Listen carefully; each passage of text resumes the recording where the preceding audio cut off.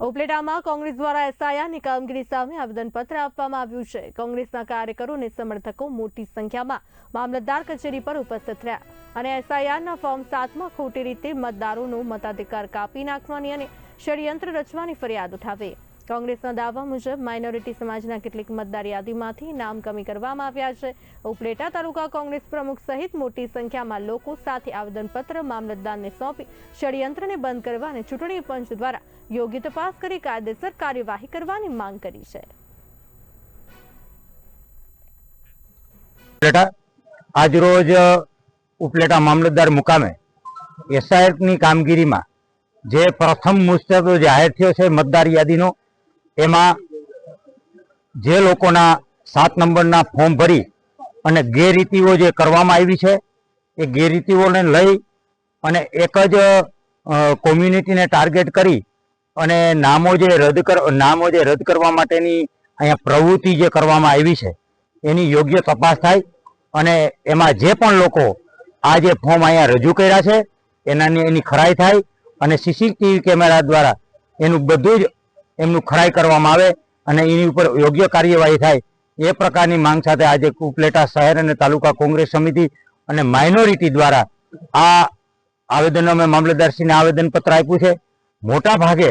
Minority સમાજના લોકોના મતદાર યાદીમાંથી પ્રથમ મુસદ્દામાંથી નામ કાઢી નાખવા માટેની જે આ પ્રવૃત્તિ કરનાર લોકો છે એને ભારત સરકારનું જે ચૂંટણી પંચ છે એ કડકમાં કડક કાર્યવાહી કરે। સમગ્ર ગુજરાતની અંદર કોંગ્રેસ દ્વારા આ જે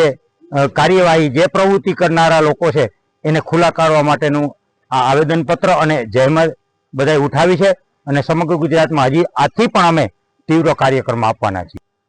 આજે આ સરકારની અંદર એસઆઈઆરની જે કામગીરી ચાલુ હતી એની અંદર ઈરાદાપૂર્વક કે સરકારને ખ્યાલ છે કે જે મતદારો કાયમીને માટે કમિટમેન્ટ મતો હોય કે કોંગ્રેસના મત છે એ મતોને જોઈ ઝાંખીને કાયદેસર રીતે ઈરાદાપૂર્વક એને કાઢ્યા છે। ત્યારે આજે અમે કોંગ્રેસ પાર્ટી